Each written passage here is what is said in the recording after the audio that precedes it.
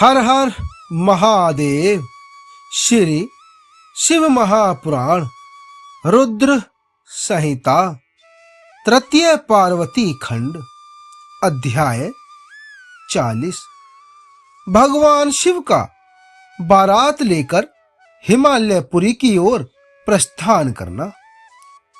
श्री ब्रह्मा जी कहते हैं कि हे मुने, भगवान शंभु ने नंदी आदि सब गणों को अपने साथ हिमाचलपुरी को चलने की प्रसन्नता पूर्वक आज्ञा देते हुए कहा कि तुम लोग थोड़े से गणों को यहां रखकर शेष सभी लोग मेरे साथ बड़े उत्साह और आनंद से युक्त हो गिरिराज हिममान के नगर को चलो। फिर तो भगवान की आज्ञा पाकर गणेश्वर, शंखकर्ण, केकराक्ष, विकृत, विशाख, पारिजात, विकृतानन, दुंदुभ, कपाल, सदारक, कंदुक, कुंडक, विष्ठंभ, पिप्पल, सनादक, आवेशन, कुंड, पर्वतक, चंद्रतापन, काल, कालक, महाकाल, अग्नि, अग्निमुख, आदित्य मूर्धा, घरावह, सन्नाह, कुमुद, अमोघ, कोकिल, सुमंत्र, काकपादोदर, संतानक, मधुपिंग, कोकिल, पूर्णभद्र, नील, चतुर्वक्त्र, कर्ण, अहिरोमक, यज्वाक्ष, सतमन्यु, मेघमन्यु, काष्ठागूण, विरूपाक्ष,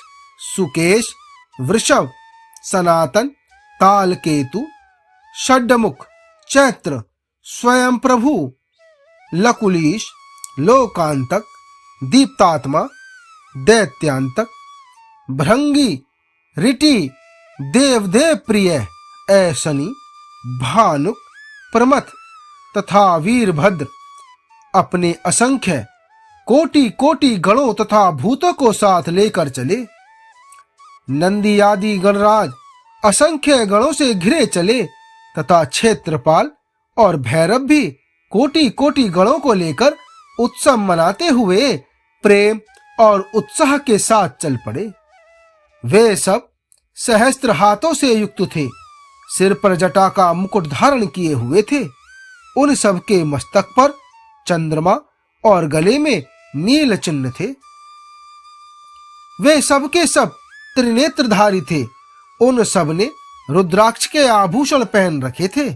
सभी उत्तम भस्म धारण किए थे और हार, कुंडल, कैयूर तथा मुकुट आदि से अलंकृत थे।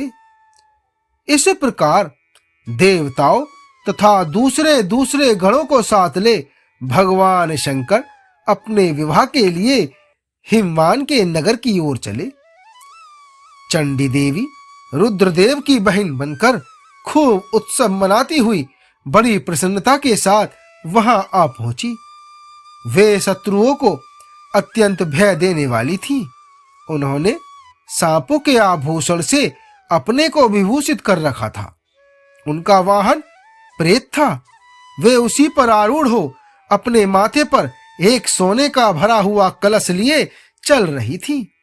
वह कलश महान प्रभा पुंज से प्रकाशित हो रहा था।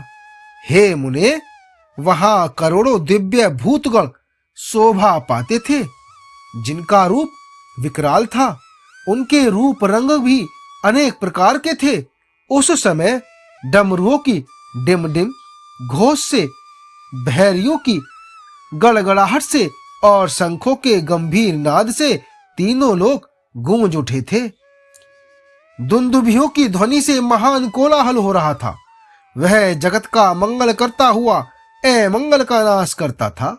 देवता लोग शिव गणों के पीछे होकर बड़ी उत्सुकता के साथ बारात का अनुसरण करते थे। संपूर्ण सिद्ध और लोकपाल आदि भी देवताओं के साथ थे। देव मंडली के मध्य भाग में गरुड़ के आसन पर बैठकर लक्ष्मीपति भगवान विष्णु चल रहे थे।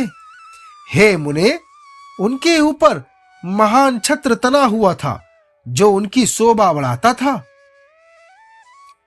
उन पर चंवर डुलाए जा रहे थे और वे अपने गणों से घिरे हुए थे।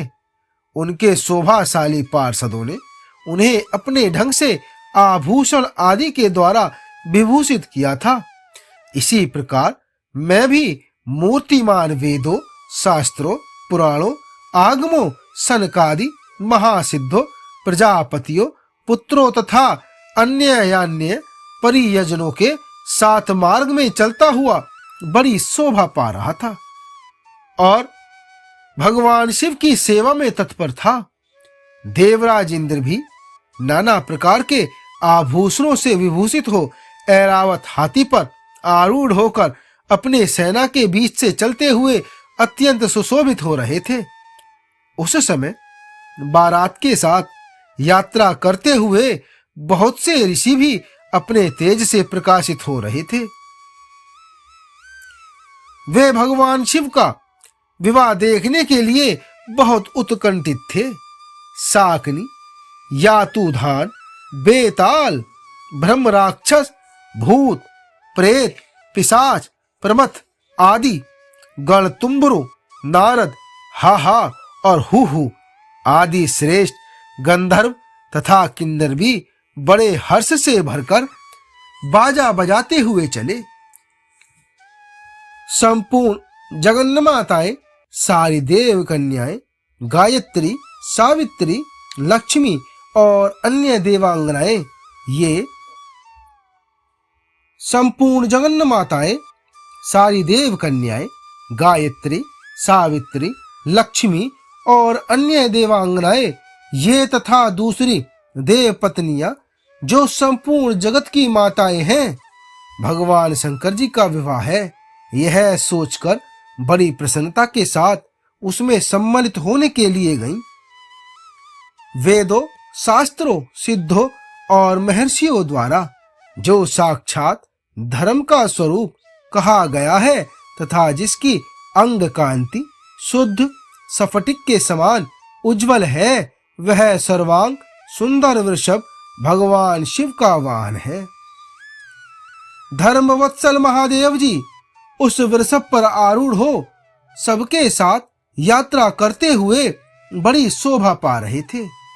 देवर्षियों के समुदाय उनकी सेवा में उपस्थित थे। इन सब देवताओं और महर्षियों के एकत्र हुए समुदाय से महेश्वर की बड़ी शोभा हो रही थी। उनका बहुत श्रृंगार किया गया था। वे शिवा का पाणी ग्रहण करने के लिए हिमालय के भवन को जा रहे थे।